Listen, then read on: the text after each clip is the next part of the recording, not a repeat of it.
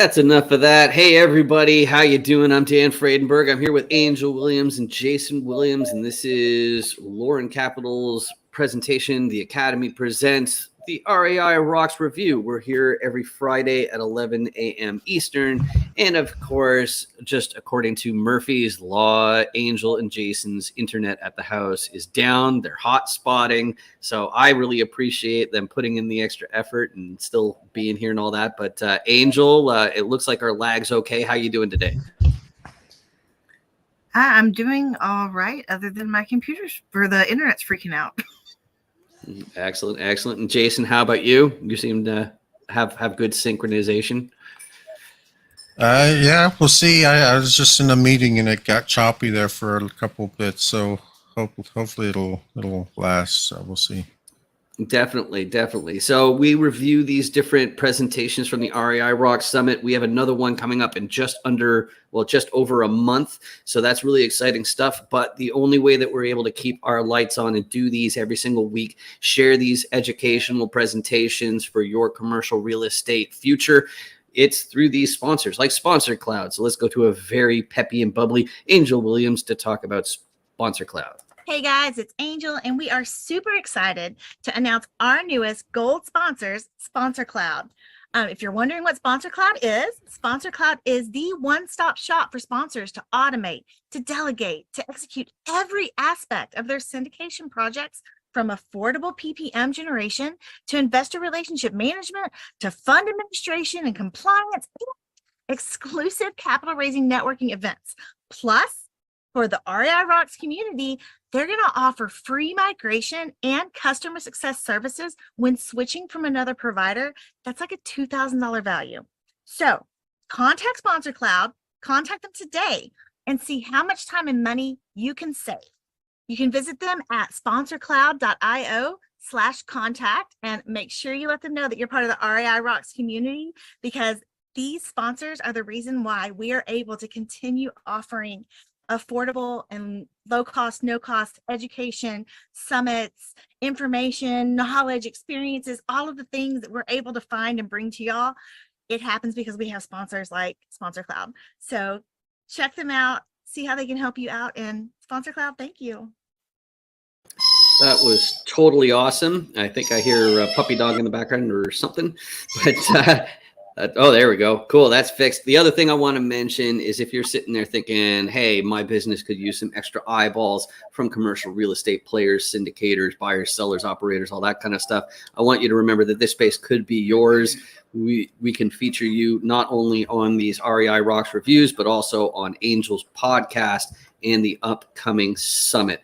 But I don't know, maybe Angel, do you want to say another thing or two about what we're up to today? As far as the REI Rocks review? Sounded kind of choppy, but so what we do is we look at past summit sessions. We review them at 1.5 speed so you can get through the content quicker and absorb the information faster. And what we're going to do is we're going to pause it and talk about some of the highlights from what we're watching so that you can learn and see how we break down the information. And so it'll help you be able to break down the information on your own faster and better later. Excellent. And we're going to be reviewing this presentation here with Kenneth, Wick, and his better half, Rachel. This is inside the current VIP site. We're really excited to be upgrading this whole experience with our subscription, and we're not going to be able to finish the entire presentation, and there's a whole whack of content in here to check out. But this is exciting. So Angel, do you want to say a thing or two about what Kenneth and Rachel discuss in this presentation? Well, really, my favorite part about Kenneth and Rachel is they are former teachers. So they are former teachers and have turned into full-time real estate investors. And we just had a really great conversation, and it was awesome. So And I'm a big fan. I think Jason was one of the biggest ones who got me into it. I'm a big fan of the Rich Dad Poor Dad cash flow game. You can get the board game version with paper, so everybody has to write down what their balance sheet is and all those sorts of things. But I like the app version. But it really opens your eyes as far as how do people become financially independent. Because there's a couple different ways. There's like the physician, engineer, lawyer, pilot way of doing it, and then there's the teacher, or basically people who have a more a blue collar, typical sort of income, how to do it. And that's why I think it's so important to have these different perspectives, because it's not what some people think, where people who get into this, they were already financially well off. It's there's many ways to get into this. So. Jason, did you have anything you wanted to mention before we get started? Because I haven't been talking to you enough. No, I was going to say, in the game, being a teacher is a whole lot easier to gain financial freedom than being a doctor or a lawyer. Because of getting freedom isn't being like uber rich. It's just getting enough passive income to exceed your expenses.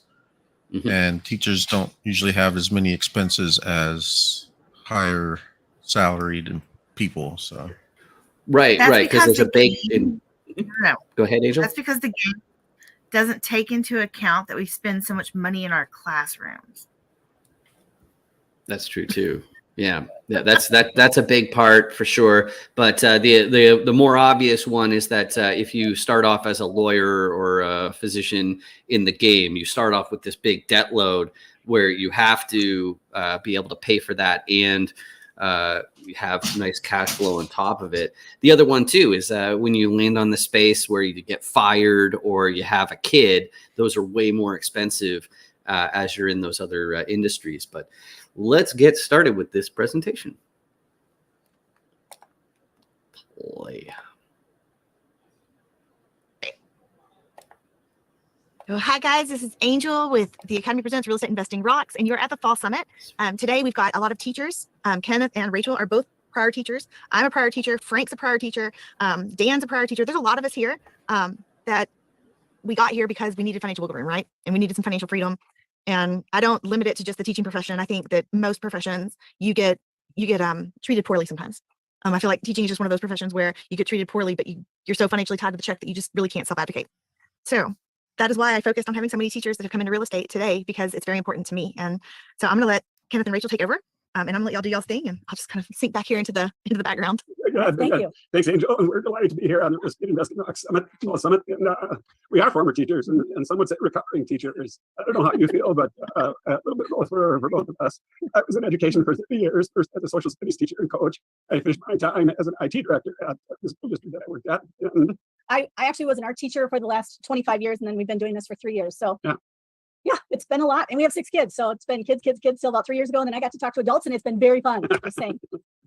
We have been in real estate since 2004. And our real estate journey actually got started by some of Rachel's ancestors. Yeah, and just a quick little spiel before we get into teaching what happens after you get your LOI accepted. We started to like real estate because we knew that was how we could grow our wealth. And as many of you are here, you already know this is an avenue outside the stock market to, grow your family's wealth as well as help others. And that's been kind of our mission. We knew that when we were teaching, we were serving others. And then we have a goal to serve others through this as well. So my grandparents had a fourplex that they house hacked, actually. And most of my family lived in the fourplex. My aunt, my great grandma, my grandparents, and I used to go out to California and visit them. And then the California market exploded, and they actually earned quite a bit of money off of that fourplex that trickled down to us grandkids. So I knew when I was about 33 that real estate had to come into our portfolio in order for it to work. So here we are. Mm-hmm. We locally here, we've had investment properties since 2004. A few years ago, we took a training course from the Argumenter Group to learn how to syndicate multifamily deals.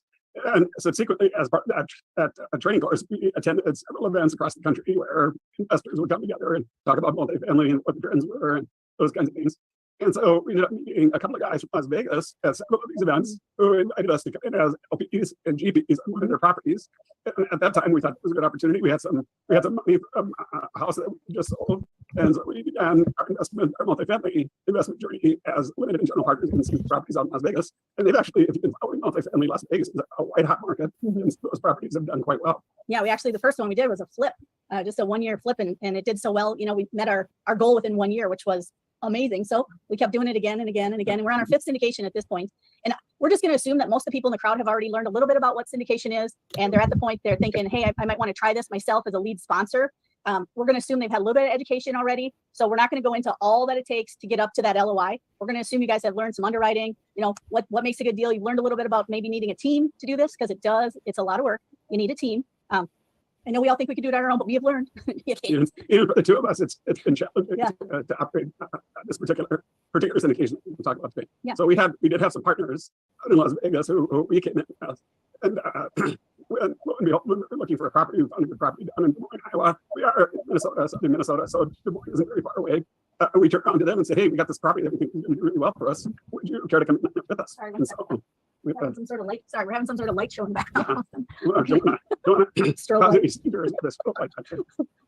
So we invited these guys to come in as KPs with us on this Des Moines property. They said, sure, we'll do it. So we went down, toured the property. Actually, it was a smaller property for sale by this owner, and we thought, it's kind of small, not that units. And the broker said, well, he's got a whole other property 4 blocks away that's a bunch of more units. So he ended up buying the sale to us. We did the LOI, and we're thinking, maybe we'll get it, maybe we won't. We really were thinking we won't get it because of the competition out there. For those of you that have started to put in offers, you know that so many get rejected, or somebody doesn't do their math right and they overbid, and then you're like, how can you even make 15% on that? You know. So anyways, we figured we wouldn't get it, so we weren't expecting to get it. So a few days after we submitted the LOI, we're sitting here in the office and the phone rings, and it's the broker, and he says, the seller accepted your LOI. And so We both went. we went like, Yahoo, you know, yes, this and that, got off the phone with the broker, and then we turned to each other and went, now what do we do? What do we Our do? LOI is going to accept it. We literally we're like, oh, we better go do our math again. That's right. Double check. Make sure it's correct. Make sure So we we don't did, pay. you know, we did have coaching background. We did have the teaching that we took. We had 2 partners on Las Vegas that did this. So we did look at each other and kind of go, oh, but we also knew we had backup to help us with this. So what we're going to talk to you about today are some of the things that we had to do from the time you get the LOI accepted until closing, and even beyond closing, to make your business plan work. And it's not like this was sitting in a book anywhere. So, you know, some of these things definitely are like checklist stuff that you can find, but some of them are like, you don't realize how many things you're juggling at the exact same time. And so we're very happy we're a couple that 2 of us could kind of be doing that at the same time and keeping each other updated. So we'll start going into those. It doesn't mean that these are in the perfectly right order, because they were literally all happening like sometimes on the same day. Right. So, okay, why don't you go Yeah, ahead? so the first, and some of this we did some pre-planning with. The first thing we had to come up with within 5 days was earnest money down. You needed 1% down, which is typical. Okay, 5 days, guys. You have 5 days to come up with a lot of money. And So that's number one. we didn't have it. We didn't have it. But we had a partner from our Kingdom real estate group who had said, yeah, be interested. So one of the first things we did after the phone call from the broker was call him up and say, are you still interested? And it ended up, we worked out a deal with him. We guaranteed that we got a deal with him. So he submitted, or he funded us to put down. In exchange, we gave him a piece of the deal. So something we want to recommend to newer people is, number one, this whole thing is about mindset. So you have to know when you're doing a syndication, you're pooling people together, you're utilizing their funds, you're coming with the expertise. So don't think that somebody else can't provide those initial earnest funds. We did find he did that. We got that turned into the escrow. And then we told him, we will try and raise the funds and give it back to you. And you can still have like 2 or 3% of our 100% of the GP. And so then he's no money in, he gets a slice of the GP. And there are a lot of people out there right now willing to do that because they want to learn under you. So you should start that list now, because to just have a spare 80,000 all the time isn't going to happen. You need to grow. So you need to have a list ready of people to call and be like, okay, do you want to get in on this deal? You can be the earnest money down person. We'll try and raise it. And if not, you can be an LP and you can just earn more money on your money. That's a great point. The more networking you do prior to your first deal or closing a deal, the better off you're going to be, because you don't have to scramble and search for it. And the same is true for lenders. Lenders was the next thing we worked on. We wanted to try and find lenders that had obviously good interest rates, good interest only period, long amortization, Low prepayment low penalty. prepayment penalty, that kind of thing. We wanted a non-recourse loan as opposed to recourse loans. We actually ended up hiring a lending broker to find a loan for us. So a couple things just to go into loans. Number one, you're going to probably need a high net worth person. I mean, as we were teachers, we did not have a very high net worth to start off with. So for those of you that are in that same boat, so the high net worth person wants to make sure they don't lose their wealth. So getting a non-recourse loan is almost going to be a requirement. That's what we found, because we actually did find better financing in a recourse way, but then that would held us all liable. And if you're going to move on as a business, you might as well start from the beginning in a way a business acts, and that's go find yourself a non-recourse loan that fits in your math. And if it doesn't fit your math, maybe your math is wrong. If this deal isn't going to work. So start with a lender before the LOI if you can. Get the lender to underwrite your deal also, in addition to you for backup, and then try and make sure the purchase is over $1 million to get a non-recourse loan. I'm going to pause it right there. And Jason, I know your connection's a little bit better, but one thing that's really interesting about the Lauren Capital story, the story of you and Angel, is that you were the lead sponsors on your first deals. I see Angel's already unmuted, so maybe she wants to go first. But do you want to explain what that means and why that's unusual, one of you? So I can go. So sorry. When I was a teacher, go, we used Jason. to use paper, scissors, stone to figure out who goes. I find that, like that's what the UN is missing out on. Like all these votes, all that kind of stuff. Paper, scissors, stone. It works wonders. Whatever happened to raising your hand and the teacher calls on them? Go for it, Jason. So being the lead sponsors, we actually found the deal. We submitted an LOI on our first deal, and we didn't even have a team or anything. We just submitted one. We've been in contact with the broker. We've been developing a relationship with them. And then when our LOI was accepted, then we were starting to scramble to piece together a deal. We knew what our net worth was, and it wasn't enough. So we knew we had to bring in some partners. We were able to cover the net worth between us and one other partner. So that covered the loan part. We also worked to find the loan. So when you're a sponsor, you have to find the loan, find the insurance, find everything, talk to the brokers, sign the PSA. I mean, we were involved in every single aspect of it, from submitting the LOI to closing. We weren't just part of some team where like, all right, well, we need you to raise some money and we're going to close in a month. It's like, no, we were out there raising. We were trying to find other people who could help us raise if we needed. So that's what we were doing. You want to add anything, Angel? Yeah, I was going to say the interesting point here is this day was really in the summit was really dedicated to teachers. And on that first deal of ours, I was in an interesting spot because I was a teacher, but I was married to an engineer. And our other partner who we combined net worth with to get the deal was a former teacher also, and his wife is a teacher.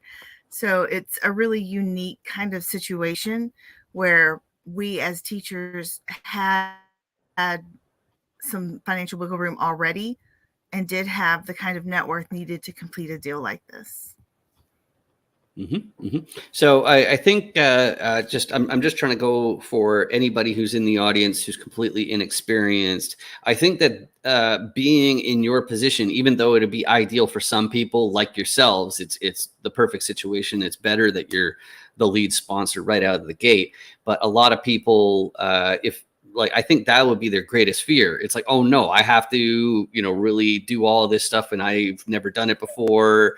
And so I think that's the unusual part. Most people don't have quite that much responsibility the first time they get onto a GP team. Really, right? it's the other piece of it is when you're trying to raise capital and you're trying to do all of these things, that you bring on lead sponsors that have experience, because I don't know, we're told all sorts of things. You get better loan or better deals on the loans, you get better interest rates, it's easier to raise capital. It's this, it's that. It's, there's all of these things that you hear that are so important. That's why you have to have a sponsor on your team that brings experience to the team. And we've been in multifamily for about, I guess at that point it was 3 or 4 years as passive investors. And we came with about, at that point, it was, 15, 16 years of residential experience. So we brought residential experience, but had no multifamily experience other than being LPs. And we have a pretty stellar coach. Joe Fairless is our coach. So we get some, I guess, like experience points for that stuff.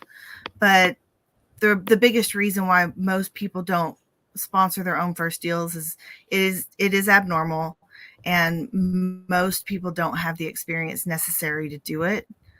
We were fortunate that Frank, our other partner that helped add to the net worth, who was a former teacher, did have a little bit more experience than us. He had done some financial or some residential multis and had done a commercial multifamily deal about 6 months prior. So he brought a little bit more experience, but being lead sponsors on your own deal, you learn so much. You learn so much. So it's an amazing thing to do if you can make it happen. Definitely. And so what's underlying for people who don't have the experience yet is it's really about having a network of people you can rely on. Because if you haven't met Frank, like where would it be right now, right? And I always like to mention that because I want to let people know about Marvelous Mondays every Monday at noon Eastern, where you can meet a bunch of syndicators, operators, investors, all that kind of fun stuff. Angel, do you have a couple more things you want to say about Marvelous Mondays? Angel had to step away, but I did want to mention, when you mentioned the fear thing earlier, is the fears we had fear, but we also had a mentor and we were trusting the process. And so that's how we were able to overcome our fear. Regarding Marvelous Mondays, that is the only meetup that I actually try to attend every week. We have anywhere from 30 to 45 people attend regularly. It's a great place to meet other syndicators, other LPs. If you're starting out, we welcome new people all the time. So just show up to the Marvelous Mondays. This is the meetup link, and you'll always be welcome. And there's always a wealth of knowledge and a great group of people. Absolutely. Absolutely. You can just scan the QR code with your phone or visit that link on the screen, theacademypresents.com/meetup link. But this is the REI Rocks Review. We're here every Friday at 11 a.m. Eastern, and we are reviewing different presentations from the REI Rocks summits. And we're doing it at 1.5 times speed. That way you get to train yourself on consuming this content faster and expediting that entire educational process. This presentation is on finding your financial wiggle room for your first deal. And let's continue. Here we go. Well, sorry, one more thing. Interest only is huge. If you want to get your IRR up, if you can get yourself somewhere between 3 and 5 years interest only, like even now, our most current deal, we got 5 years interest only on a 10-year fixed loan, because this economy is a mess. So we want to make sure we got fixed if we have to ride it out for 10 years. But come on, 5 years interest only. The goal is to sell it 5 years, depending on what the cap rate is. But if you can get that, and if you can get somebody to give you 30 years amortization instead of 25, really hunt and peck. That's one thing I would probably say. We definitely, I think we bid out to like 5 lenders at first. And yeah, and I would try and hold off on bridge for a little bit till the economy's. That's a good point too. Raise the funds for your renos.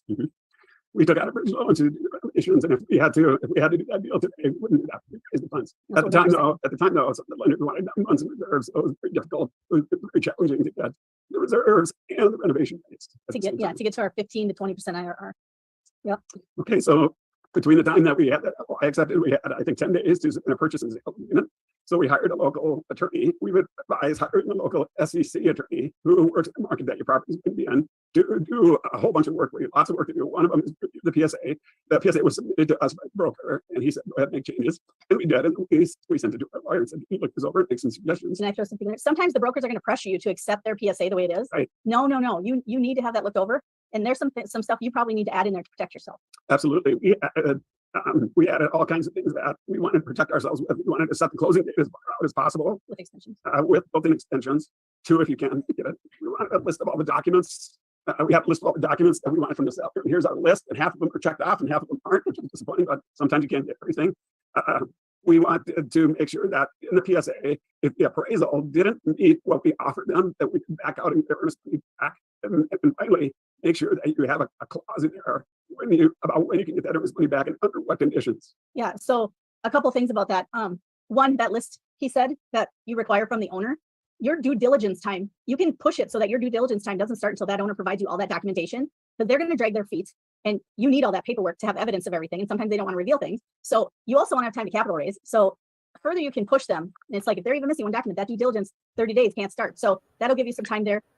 Hey, Jason, so this was in the fall of 2022, so it was about a year ago, and the investment climate, I think, has changed a fair bit since this fall presentation. And specifically, I think last fall was about the end of where people were making offers sight unseen, no estimates, appraisals, walkthroughs. It's just, okay, if it's got all kinds of problems, I don't even care. They want to get in.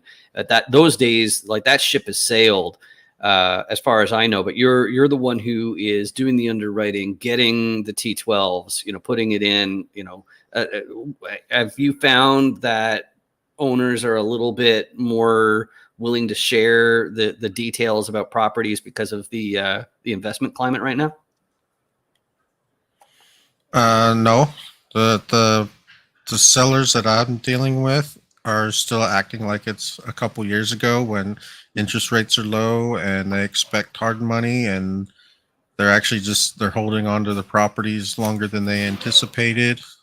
Some of them are getting in hot water or warm water. It's not too hot yet, but it's only a matter of time.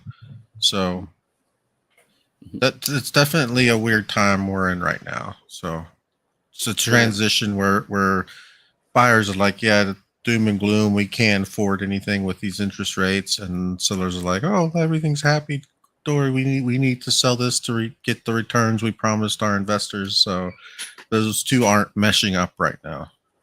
Yeah, I've talked with brokers, and they're saying the same thing. They're saying the seller, you're not going to be able to get this right now, and they're still trying to. So. Yeah, I got to tell you, one thing when they were mentioning it was, the interest only loans, which is great. And I had this terror enter in my heart, going like, oh no, I hope they're not going to be encouraging use of bridge loans. But they said like a 10-year with a 5-year interest only period. So that's not that they're not on that deal anyway. They're not involved in what seems to be systemically a problem these days.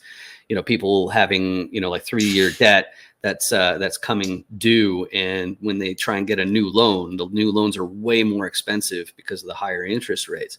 So I'm happy about that. Is there anything else that you want to piggyback off of that, or you want to continue there, Jason? So you can get agency debt for 10 years with 5 to 7 IO. Our last debt, we went with recourse. We went with a bank. We got 2 years interest only. So I mean, that you can get interest only without doing bridge. So. Yep. Good stuff. Well, let's continue. This is the REI Rocks Review. We're here every Friday at 11 a.m. Eastern, even if the internet's down and we have to hotspot like Jason and Angel right now. Let's continue. And then the other thing was the PSA. There was one more. Oh, if your appraisal comes back, sometimes it's close. So the lender will not lend you the amount that you offered to purchase it for if the appraisal comes back even $30,000 underneath what you offered. And then all of a sudden you got to come up with another $30,000 at the last minute. So that might seem like minute when you're right at the end, but then all of a sudden you're like, oh my gosh, now I have to go raise another $30,000. So make sure that you have a retrade if the appraisal doesn't come back to match or exceed your purchase price. It's just a good idea to protect yourself in case you might discover things about the property that are going to cost a whole lot more money than you thought. There may be issues, there may be licensing issues, rental tenant issues. Some of those things are going to pop up. You can't see that when you drive by the property. The only way to find that out is through due diligence and inspection, looking at the documentation. It ended up we had 10 feet of our property taken up by another property. Like they had built a parking lot on our property, and we didn't find that out until after late in the game. Once we had to pay for a $10,000 Alta survey. So we submitted we haggled and that purchase and sales agreement and got it signed. And we went back to the attorneys and said, okay, guys, here's what we need. We need a PPM or a term sheet on our offering. We decided this one accredited investors only so that we could advertise it. So there's more ways that you can go now. You can go accredited only, non-accredited, meaning your net worth is less than $1,000 and don't make $200,000 a year. Or you can do a hybrid model. The SEC has changed the rules so that now you can start out with accredited investors and then have a drop dead date where the accredited investors. You start with accredited and then you switch to non-accredited. You start with non-accredited for 2 weeks because then you can just talk to your friends and family. Then you stop and you start advertising. Okay. Yeah.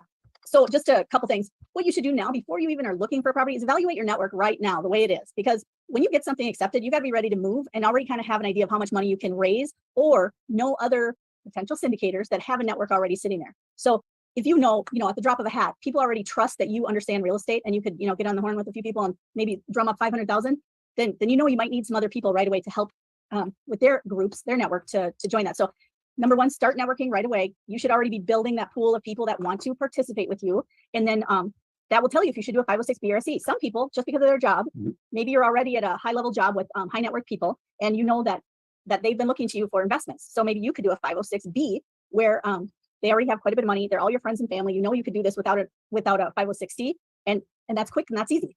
But if you need to advertise, because you can't advertise, you can't go on Facebook and say, hey guys, nothing on a 506B, but on a 506C. And we felt like the first time we needed to be able to We need to be able to advertise it. Yeah, and we'll talk about that a little bit into text up and social media, those kind of things.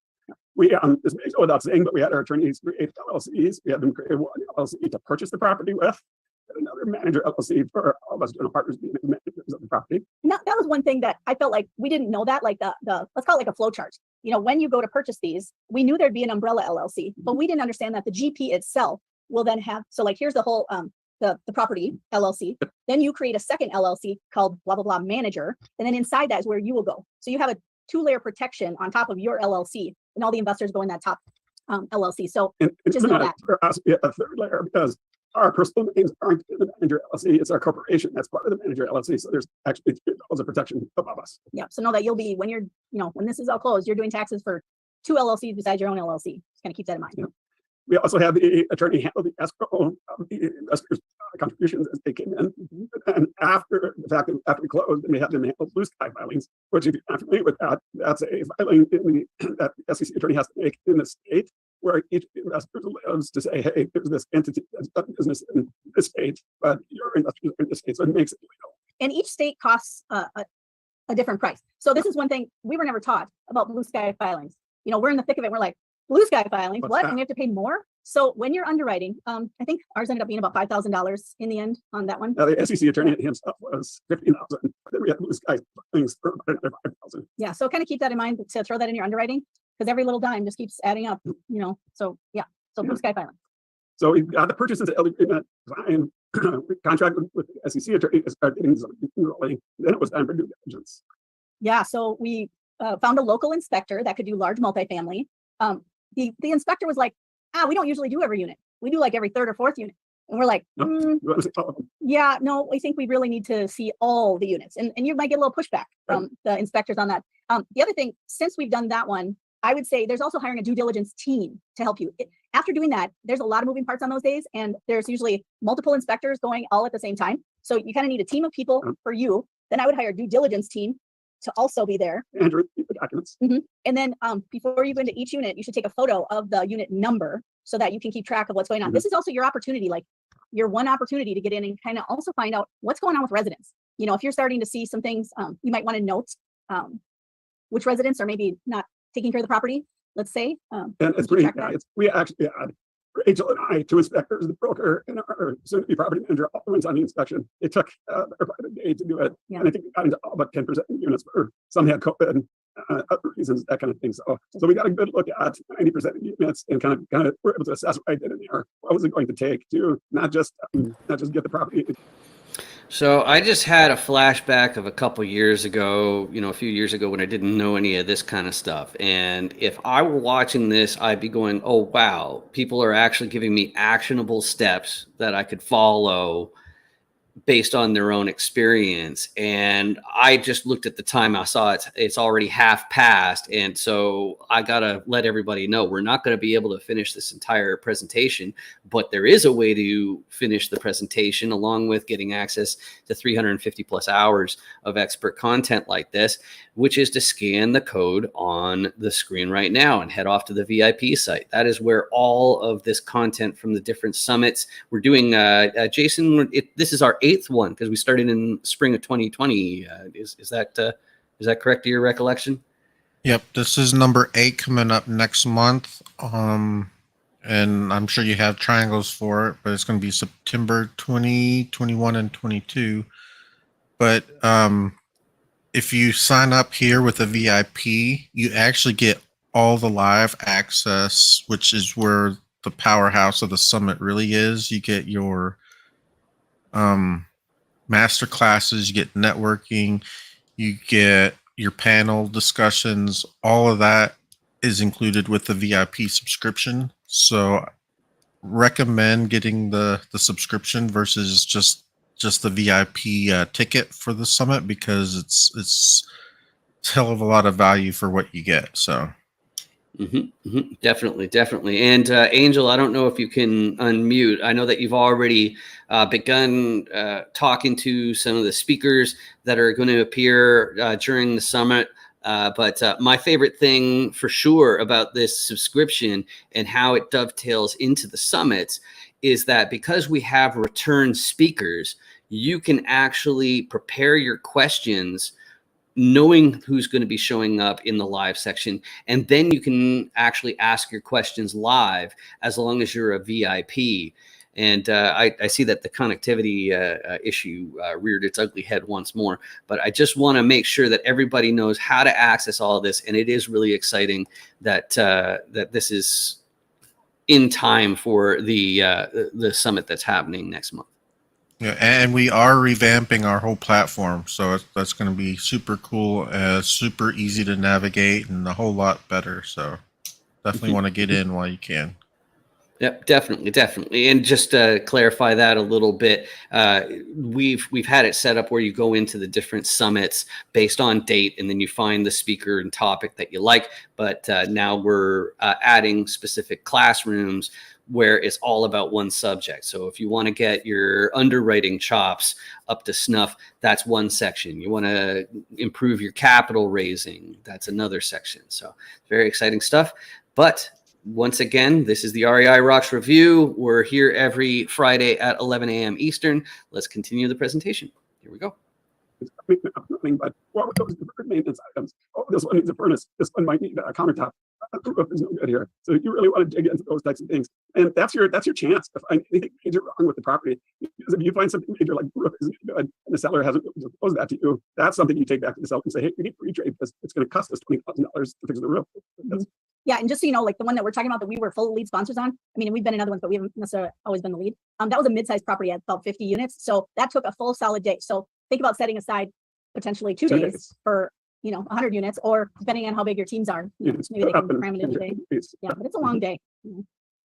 Okay. Yeah. So what do we? Any questions so far? And I'll take a peek here at the chat. There is, somebody had a great comment about a 504.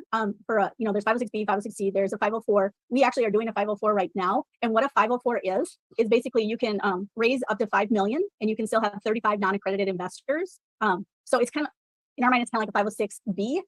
We can't advertise, but it's just limited. On a 506B, you can go above 5 million on your raise. So yeah, we're doing it right now. We didn't have any 250-pound dogs or 8 people in a single apartment. And we came close on a few occasions. We will say that we did earmark a few people to move on after that inspection. So yeah, we found out later that the previous owner had kind of capped the house, right? He put it up for sale, and wasn't they themselves weren't doing a real good job betting on some of the tenants. So we ended up having to get rid of some of those tenants that had come in just before the property went for sale. And they do that, so it's that's 100% occupied, no vacancy. Maybe it's 100% occupied with no vacancy, but what percent are actually paying the rent? And ran into that problem, and had to, like Rachel said, we had to take care of some situations. So fun, landlord situations. Okay, so somebody made a good comment too about pets. So Jason, you're right. So a lot of people, because the previous owner was doing self-management and he lived out of the city, he was not paying attention to who had pets and who didn't. And so yes, you do need to audit all the leases. And as much as it seems like a pain to do, and you want your property manager to do it, we learned the hard way, you should do it. You should do it yourself, your team. Like, don't trust anybody else. Go through every single lease, get yourself a spreadsheet going, and do they list pets? And then go to your pictures and check and see, because yeah, I'm pretty sure we're about a year into that property and we're still trying to nail down. There's still a few pets that we know are. They're illegal pets. They're illegal pets. Yes. So fun, so much fun. We did, I'm going to jump a little bit here off our schedule. We did kind of at the same time we were doing the inspection, we did talk to our property manager about what would it take to actually improve these units. And so we eventually met with contractors, but at the time we said, what do you think, ballpark, now that you've seen most of these units, what do you think it would take to fix them up? And he gave us a number.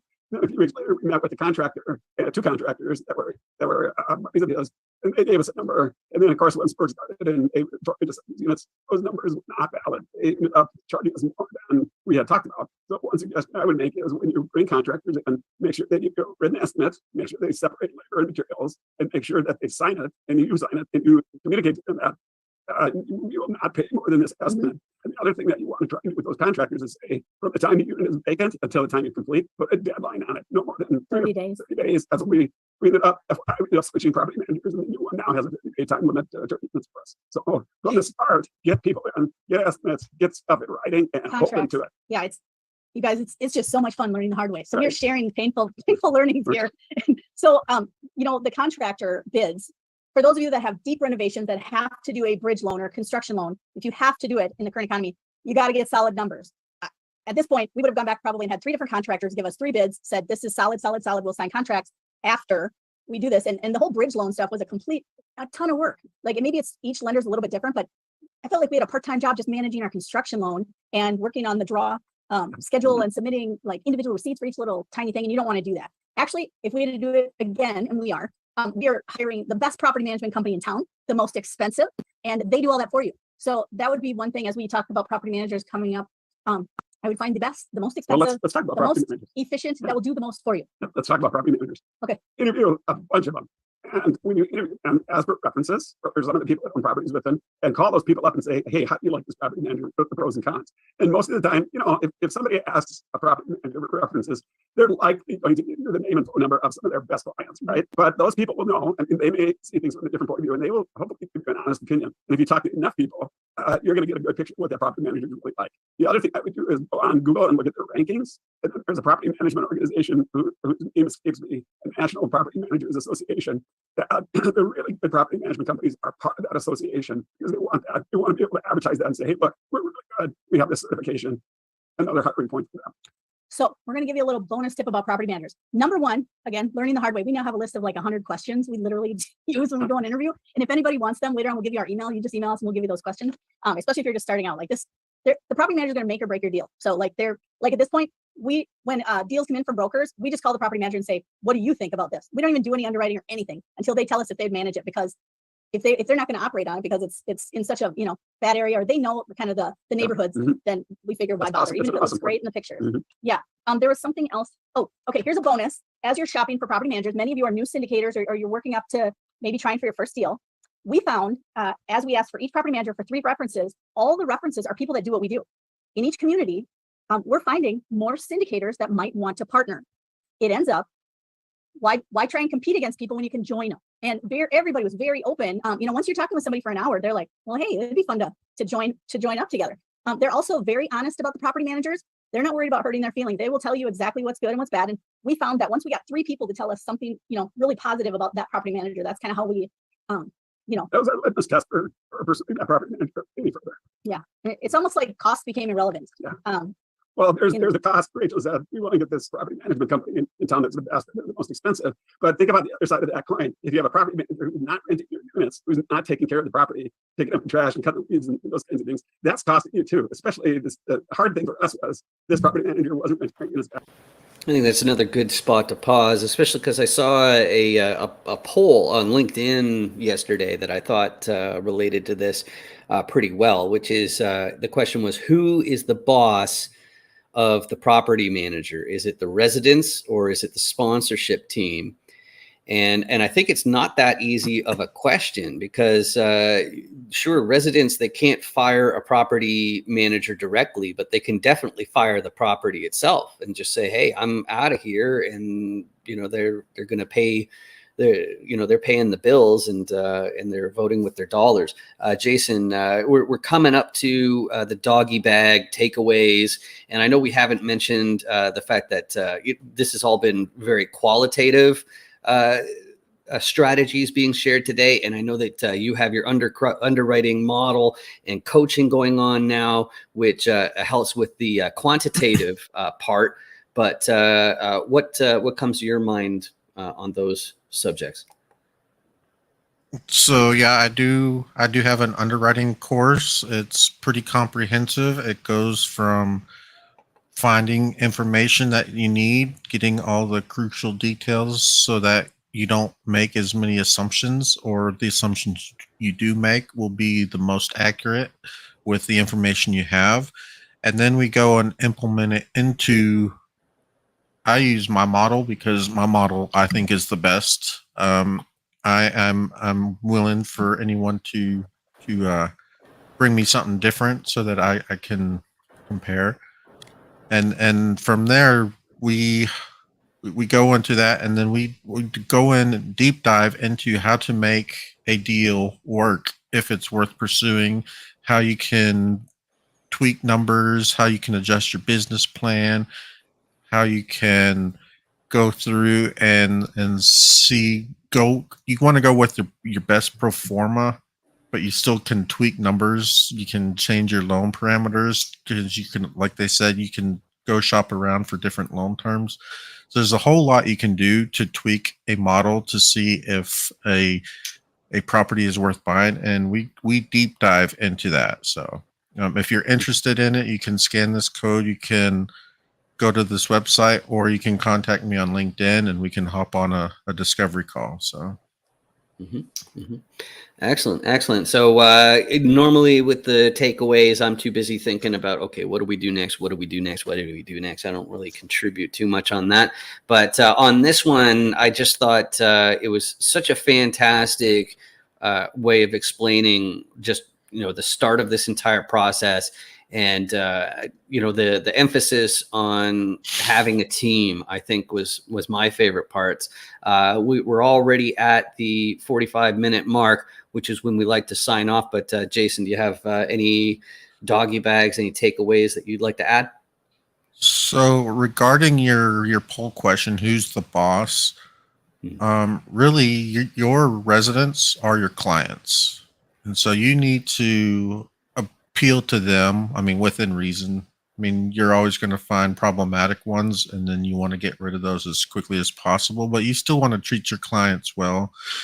And with you, the owner and the property manager also have to be as seen as a single force, but the property manager does have to do what the owner wants. And if they don't do it, then they need to either get on the same page or go separate directions and find somebody else to do it. So that's my take on that. Yep, I completely agree. All right, and as far as takeaways go from presentation, anything else you want to add, or about ready to give everybody the rest of their day back?